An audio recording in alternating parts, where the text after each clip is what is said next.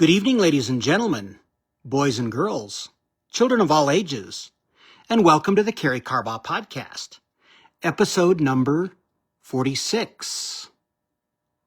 Buenas noches, damas y caballeros, chicos y chicas, niños de todas edades, y bienvenidos a el Karey Carbaugh podcast, episodio número 66.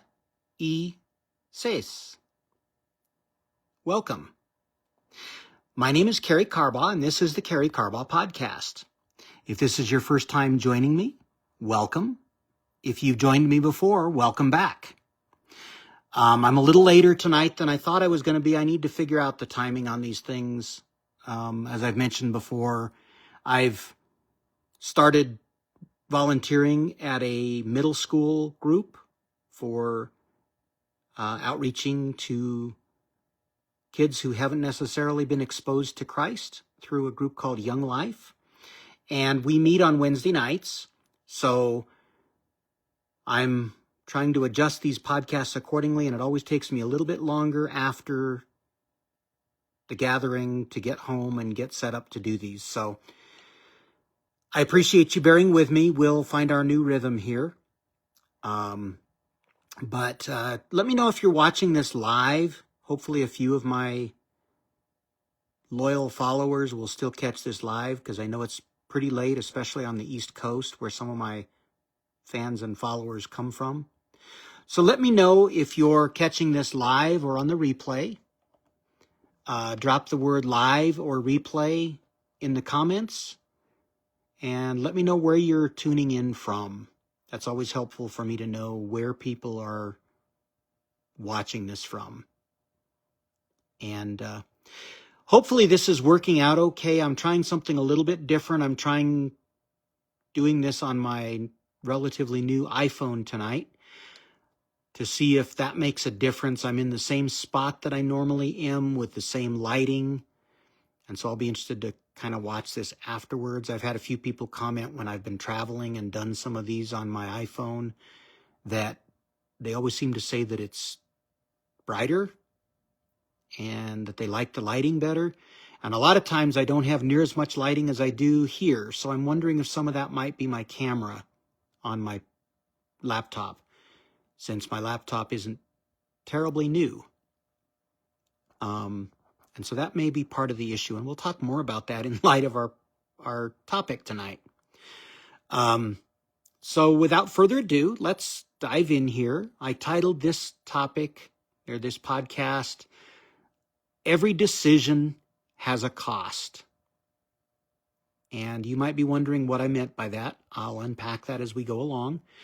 This topic, as many of my topics, especially recently, have come from church, from sermons at church. And this is one of several topics that came out of a sermon a few weeks ago. I told Pastor Nick afterwards that he gave me like 8 different podcast topics in his one sermon. So we're going to unpack one of those tonight. I've brought a few of them to you already, and I still have a few more in the works. So let's dive in here. What did I mean by every decision has a cost? On the surface, this might seem relatively obvious. You might have heard this in a different way. Every decision has consequences, or there's consequences to your actions. It's all kind of the same idea, but I'll bring this home and show you how this came out of a sermon toward the end here. Little spoiler alert. But we'll talk about this first in sort of everyday context, and particularly in light of how this can impact your self-esteem and your feelings of self-worth, since that's a big part of what I'm trying to do with these podcasts. So as we take a look at every decision has a cost, first of all, let me back up, since I've already kind of given a precursor. Sometimes using old equipment like the laptop that I've been using for these podcasts can have a cost. That cost might be poorer quality, poorer lighting. We'll see after trying this one. The cost of doing it on my iPhone is that the lighting setup is a little different. I'm having to hold the phone manually the whole time. I'm going to work on a stand if this proves to be better. But that decision to use my old technology has a cost. A decision to use new technology has a cost. Sometimes it's a physical, monetary cost. Sometimes not. As I was traveling recently with my siblings in Seattle, we had decided to rely on public transportation and trains and Ubers and Lyfts, which is pretty much my normal life. And one of my sister-in-laws commented toward the end of the trip how much longer it takes to get places and how expensive it is to Uber everywhere. And I kind of laughed and said, yeah, welcome to my world. A lot of people think, oh, it's so nice to just jump on a bus or jump on public transportation or take an Uber and not have to worry about traffic and worry about driving. On one hand, that's true, but there is a cost. It costs time because it usually takes longer to use public transportation. It costs financially a lot of times because Ubers are rather pricey. And if you think about driving your car, even if you have a monthly car payment and a monthly insurance payment, if you break those down by every trip that you make in a month, take those number of trips times, let's just say $10 a trip, because that's a pretty average for an Uber fare. It's probably more expensive to take Ubers all the time. If it weren't more expensive than owning a car, how would the drivers make money? Because the drivers have to own their car, either lease it or own it. So they're not going to drive for the same cost that it costs them to own the car. They're in it to make a profit. The Lyft or the Uber company makes a profit, and they don't even own the car. So there's overhead, and there's a cost to doing one versus the other. Now, the cost of driving a car is, yes, you have to deal with traffic. You are the person that's stressed out when the traffic isn't moving or the traffic is erratic or you're having to deal with crazy drivers. The person driving the car is the one that's stressed out over all that. So there's a cost. Pretty much every decision that you make in life has a cost. And so one technique that I've used over the years, I'm sure many of you have heard of this or perhaps even done this yourself, is to make a list, a pros and cons list, basically outlining what's the cost if I do this, what's the cost if I don't do this. Since I work with young people a lot, what's the cost of doing your homework in time? It's going to cost you some time. It's going to cost you maybe some activities that you'd rather be out doing. But if you don't do your homework, what's the cost of that? Bad grades, not passing a class and having to repeat a class. I work at a college. We see students that do that all the time. They don't pass the class, so they have to repeat it. So there's a cost either way. You can't just say, well, there's a cost to do it this way, but not if you do it this way. There's always costs on both sides of the equation. If you are a young person who's struggling with drugs, there's a cost of doing drugs, both a short-term cost as well as a long-term cost. Some of the short-term costs might be feeling crummy right after, or legal complications if they're illegal drugs. Some of the long-term consequences might be health-related, whereas some of the short-term consequences of not doing the drugs might be peer pressure. The long-term consequences of not doing drugs might be more advantageous, positive health effects. So pretty much every decision that we make has a cost. There's a cost if you do something. There's a cost if you don't do something. There's a cost if you choose option A. There's a cost if you choose option B. One of the things that came to mind as I was preparing this podcast tonight, many of you may have heard the poem. I believe it's Robert Frost. I was going to look this up and didn't have a chance. I believe it's a Robert Frost poem, The Road Less Traveled. Talks about two roads diverge in a yellow woods. I took the road less traveled. Sometimes if we take the road that doesn't appear to be the easiest, maybe we would see things that we might not have otherwise seen. Scenery, more beautiful scenery. If we stay on the highway all the time, we're not going to have that opportunity to see some of the countryside, some of the beauty, the nature.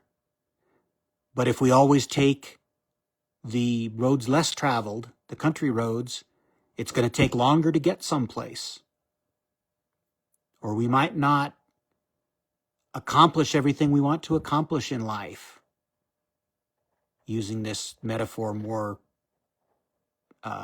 figuratively, not physically. If we take the more difficult roads, it may be more challenging in life. But sometimes the easy roads have challenges that are not apparent at the very beginning. And so as I bring this in for a landing, this topic, this is going to be a little shorter than some of my podcasts, as I start to bring this topic in for a landing. And I hope you're getting value from this. If you are, please drop the word value or a V in the comments and smash that like button if you like this podcast, if you like any of these podcasts. It does help with the ratings and the algorithms to show this to more people. The more people that like it and the more people that comment helps those algorithms. So smash that like button. Like if you do, leave me a comment down below. And as we bring this in for a landing, the way this came about in the sermon context was there is a cost of following Jesus. And that cost, in my opinion, is worth it. As I've mentioned before on these podcasts, I am a Christian. I don't force that on anyone, but I also don't hide it. So let's look at what is the cost of following Jesus.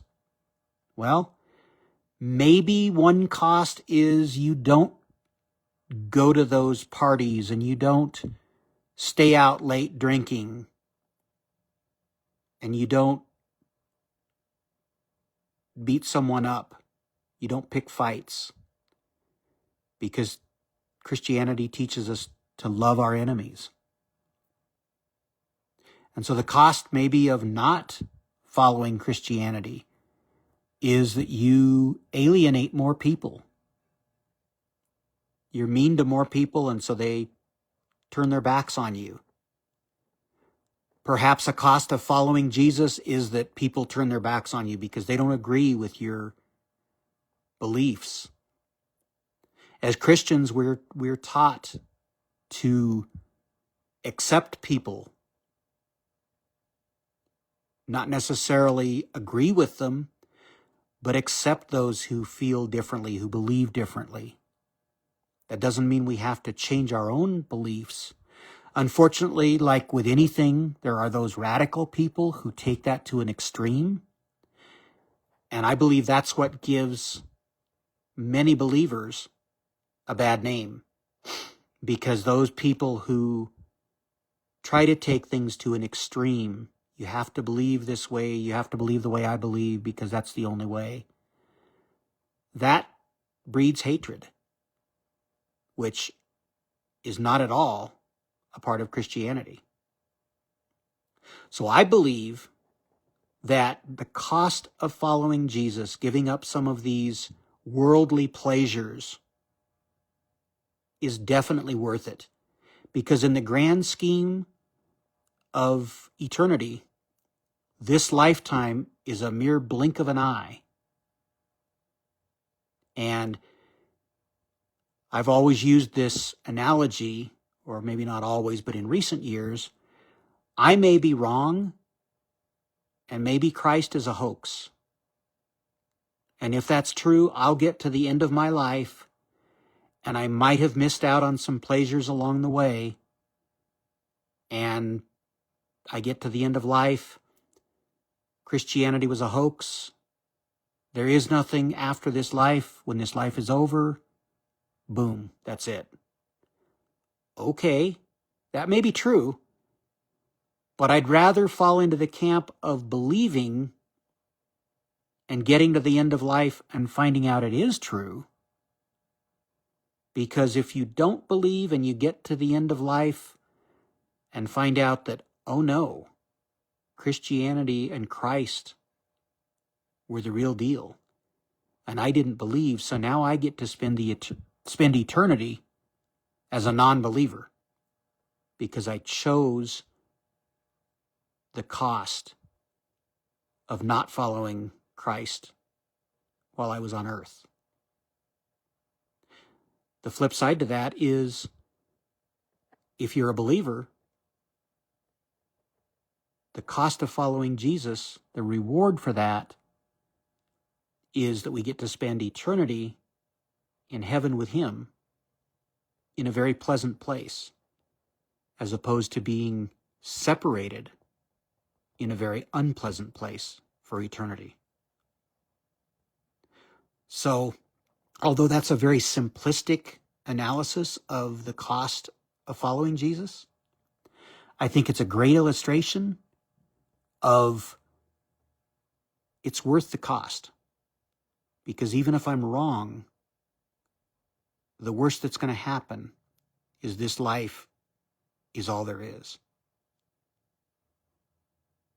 And wouldn't you rather take that risk and pay that cost to ultimately live in peace and harmony for eternity?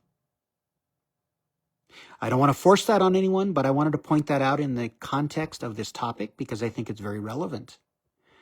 Any choice you make has consequences, has a cost. Once again, there's a cost for doing something, there's a cost for not doing something. And so with that, I don't want to belabor this point. Some of this is pretty obvious probably to many of you, but I hope you've gotten value from this. Again, if you have, drop the word value or a V in the comments to let me know. If you can relate to this, drop the word relate in the comments if this is relatable to you. And as always, if you'd like to be added to my email list so that I can add you to some more private events and start sharing some things via email with you, drop the word email in the comments and let me know that so that I can reach out privately and get your email address. I do hope you've gotten value from this. Smash that like button. Like if you do. Leave me a comment down below. And above all, until we meet again next week, make it a great week. Be a blessing to those people around you. The cost of blessing other people, that cost is worth it. What does it cost you? A few seconds of your time to smile at someone? To do something positive for someone? Maybe a couple minutes to carry someone's groceries? To help someone walk across the street? Or walk into their house, an elderly person? What's the cost? Think about that this week. Make it a blessed week. Do something positive for those around you. Until next time on the Karey Carbaugh podcast, My name is Karey Carbaugh. Make it a great day. Good night for now.